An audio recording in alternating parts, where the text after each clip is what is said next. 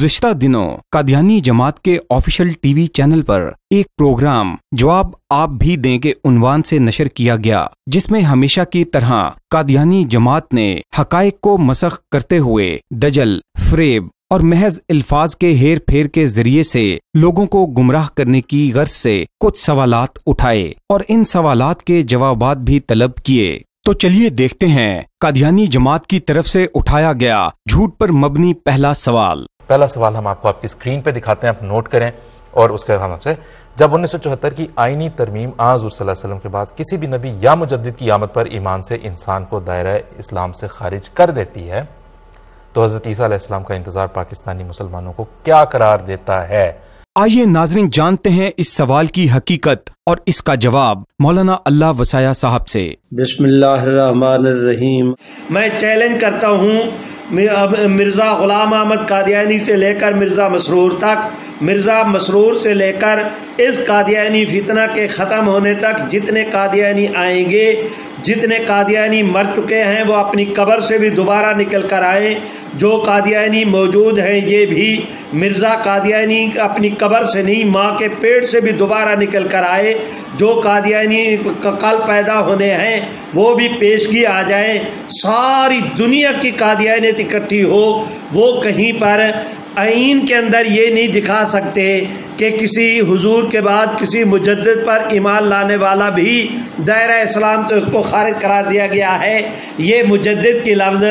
इन्होंने एक ऐसी जालसाजी की है कि जब तक पाकिस्तान का आइन मौजूद है सारी कायनात के कादियानी मिलकर उसमें से ये लफ्ज़ मुजद्दिद का दिखा दें तो ये दलील है समर की कि कादियानी जमात आज भी दजल से काम लेती है। झूठ बोलना, फ्रॉड करना, धोखा देना, लोगों को धोखे के अंदर मुब्तला करना, इन्हीं के मुताल्लिक़ रहमत आलम ने फरमाया अन्नहु सयकूनु फी उम्मती सलासून कज़्ज़ाबून व फी रिवायतिन दज्जालून कुल्लुहुम यज़अमु अन्नहु नबी व अना खातमुन नबिय्यीन ला नबी अबादी। यहाँ पर रहमत आलम ने अपने बाद नबूवत का दावा करने वाले को दज्जाल और कज़्ज़ाब कहा। ये दज्जाल का लफ्ज़ भी, कज़्ज़ाब का लफ्ज़ दोनों, ये दोनों अल्फाज मुबालगे के सिगे हैं कि उनके हर बात के अंदर झूठ होगा, उनके हर बात के अंदर दजल होगा। तो कादियानियों ने अपने इन सवालात के अंदर भी उस दजल को बरकरार रखा कि इसमें है कि जो मुजद्दिद को न माने उसको भी दायरा इस्लाम से खारिज कर देते हैं। मुजद्दिद का तो वहाँ पर सिरे से जिक्र नहीं। हाँ, ये जिक्र है कि हुजूर सरवर कायनात सल्लल्लाहु अलैहि वसल्लम के बाद किसी भी किस्म के शख्स को नबी मानने वाला वो आदमी काफिर हो जाता है। और ये बात हमने नहीं कही, पैगम्बर इस्लाम सल्लल्लाहु अलैहि वसल्लम के ज़माने में सैयदना सिद्दीक़ अकबर के अहद खिलाफत से लेकर आज तक उम्मत मुस्लिमा इसके ऊपर मुत्तफ़िक चली आ रही है। इन्होंने जो दजल किया, हदीस शरीफ से मैंने वाज़ेह किया कि झूठा मुद्दई नबूवत को पैगम्बर इस्लाम ने दज्जाल और कज़्ज़ाब कहा है कि उनकी हर बात के अंदर धोखा भी होगा, हर बात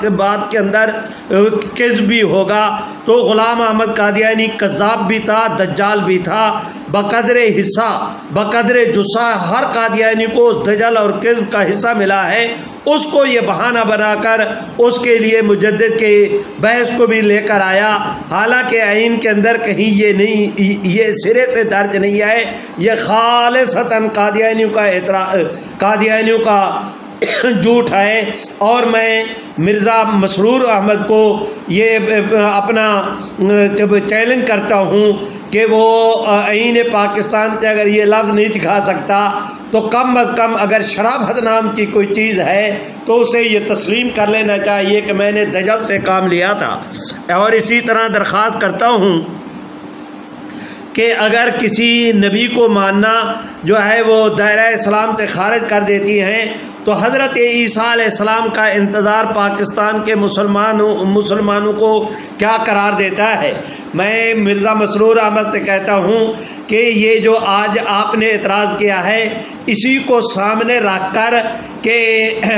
उम्मत ने सदियों पहले इसका जवाब दे दिया। मेरी दरख्वास्त ये है कि हुजूर सरवर कायनात सल्लल्लाहु अलैहि वसल्लम के बाद کوئی شخص نبوت کا دعویٰ کرے اس کو ماننے والا تو کافر ہوگا۔ حضور علیہ الصلوۃ والسلام سے پہلے جن انبیاء جو اللہ رب العزت کے سچے نبی تھے، اگر ان سچے انبیاء علیہ السلام میں سے کوئی اللہ کا نبی آ جائے تو اس کا آنا ختم نبوت کے منافی نہیں ہوگا۔ ختم نبوت کے منافی وہ ہوگا جس کے آنے سے انبیاء علیہ السلام کی تعداد کے اندر اضافہ ہو۔ حضور علیہ السلام سے پہلے جو نبی ہیں وہ تو اللہ رب العزت کے انبیاء علیہ السلام کی اس تعداد کے اندر پہلے سے شامل ہیں۔ اے کاش کہ مرزا مسرور احمد وہ اس بات کو پر غور کرتا کہ معراج کی رات تمام انبیاء علیہ السلام موجود تھے۔ ان تمام انبیاء کی موجودگی کے باوجود خاتم النبیین محمد عربی صلی اللہ علیہ وسلم ہی تھے۔ ان انبیاء کی موجودگی کے باعث حضور سرور کائنات کی ختم نبوت پر کوئی حرف نہیں آیا، اس لیے کہ وہ حضور سرور کائنات صلی اللہ علیہ وسلم سے پہلے بنائے جا چکے۔ لیکن میرے خیال میں میرا یہ جواب مرزا مسرور احمد کو ہضم نہیں ہو پائے گا، اس لیے کہ وہ سرے سے معراج کو نہیں مانتے، اور یہ اس کا نہ ماننا یہ بھی اس لعنت کے اور نحوست کے سبب سے ہے جو غلام احمد قادیانی نے ان کے گلے کا طوق بنایا ہوا ہے۔ اس لیے کہ اس غلام قادیانی ملعون نے بھی، میں ملعون کا لفظ آمدن استعمال کر رہا ہوں، اور اس کی وجہ یہ ہے کہ اس نے کہا کہ یہ حضور علیہ السلام کا ہنگنے موتنے والا وجود آسمانوں پر نہیں گیا تھا۔ اس نے اس عبارت میں پیغمبر اسلام صلی اللہ علیہ وسلم کی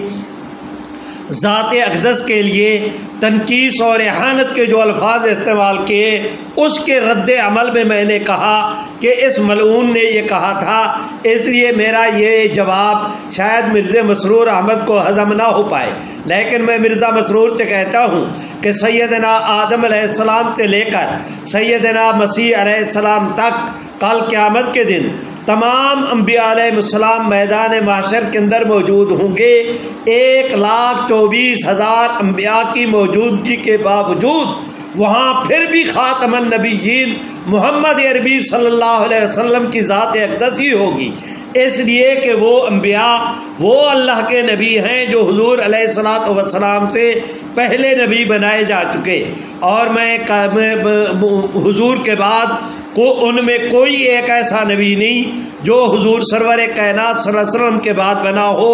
اور آپ کی ختم نبوت پر حرف آیا ہو۔ آپ کی ختم نبوت کے منافی تب ہوتا کہ وہ حضور سرور کائنات کے بعد کی کوئی نبی بنتا، جیسے کہ مرزا غلام احمد قادیانی نے نبی ہونے کا دعویٰ کیا۔ تو اب میں درخواست کرتا ہوں کہ صدیوں پہلے یہی بات حضرت جو ہے وہ کیا کہتے ہیں مرزا مسرور احمد کے اس اعتراض کو آج سے صدیوں پہلے علامہ محمود آلوسی نے اپنی کتاب روح المعانی کے اندر بیان کیا ہے کہ حضور سرور کائنات صلی اللہ علیہ وسلم کے بعد جو نبوت کا دعویٰ کرے وہ تو کافر ہے، کسی اور کو نبی ماننے سے کفر لازم آئے گا۔ امن عیسیٰ ممن نبع قبلہ، رہے عیسیٰ علیہ السلام تو وہ حضور سرور کائنات صلی اللہ علیہ وسلم کے بعد قیامت کی نشانی کے طور پر وَإِنَّهُ لَعِلْمُ السَّاعَةِ جیسا قرآن مجید میں آتا ہے، قیامت کی نشانی کے طور پر دوبارہ آئیں گے، تو ان کا دوبارہ آنا وہ حضور کی ختم نبوت کے منافی نہیں ہوگا، اس لیے کہ وہ حضور سے پہلے نبی بنائے جا چکے۔ ایک ہیں حضرت مسیح جو حضور سرور کائنات سے پہلے نبی بنائے جا چکے، ان کی آمد نہیں، 1,24,000 انبیاء کی آمد ہو اور وہ سارے موجود ہوں، پھر بھی حضور خاتم النبیین ہوں گے، جیسا کہ میدان محشر میں سارے موجود ہوں گے، سارے وہاں پر تشریف لائیں گے، سارے موجود ہوں گے، پھر بھی خاتم النبیین حضور ہوں گے۔ رہا مرزا غلام احمد تو یہ ان انبیاء کی فہرست میں نہیں، اسے حضور اس نے جھوٹی نبوت کا دعویٰ جو ہے حضور سرور کائنات صلی اللہ علیہ وسلم کی ختم نبوت کے بعد کیا، یہ حضور کے بعد جھوٹا مدعی نبوت ہے، تو آپ کے بعد جو بھی جھوٹا نبوت کا دعویٰ کرے وہ مسلمہ کذاب ہو تو بھی کافر ہے، وہ بہاءاللہ ایران کا ہو تو بھی کافر ہے، قادیان کا غلام قادیانی ہو وہ ایران کا ہو یا قادیان کا، حضور کے بعد جو بھی جھوٹا نبوت کا دعویٰ کرے وہ کل بھی کافر تھا آج بھی کافر ہے۔ رہے سیدنا مسیح تو ان کا آنا وہ پیغمبر اسلام صلی اللہ علیہ وسلم کی اس پیشین گوئی کا نتیجہ ہے جس میں آپ نے ارشاد فرمایا کیف، اور بخاری شریف کی یہ روایت ہے، ایک جگہ نہیں 5 مقامات پر امام بخاری اس روایت کو لائے ہیں، کیف انتم اذا نزل فیکم ابن مریم حاکما عادلا فیکسر الصلیب ویقتل الخنزیر ویضع الحرب ویفیض المال حتی لا یقبل احد وحتی تکون السدۃ الواحدۃ خیر من الدنیا وما فیہا کما قال۔ اور تو اس لحاظ سے قیامت کی نشانی کے طور پر کہ ان کے آنے پر سبھی کو پتہ چل جائے گا کہ اب قیامت قریب ہے، قیامت کی نشانی کے طور پر مسلمان ان کو مانتے ہیں، ان کا آنا بھی حق، ان کا ماننا بھی حق، لیکن نبی اللہ کے وہ جو حضور سے پہلے بنائے جا چکے، غلام احمد کا آنا بھی غلط، اس کا دعویٰ بھی غلط، حضور کے بعد نبوت کا دعویٰ کر کے اپنے اوپر کفر کا ٹھپا بھی لگایا، اس کا جمنا بھی نحوست کا باعث، اس کی پیدائش بھی، اس کی موت بھی، اس کا دعویٰ بھی، اسی پر اکتفا کرتا ہوں۔ اقول قولی ھذا استغفر اللہ لی ولکم ولسائر المسلمین۔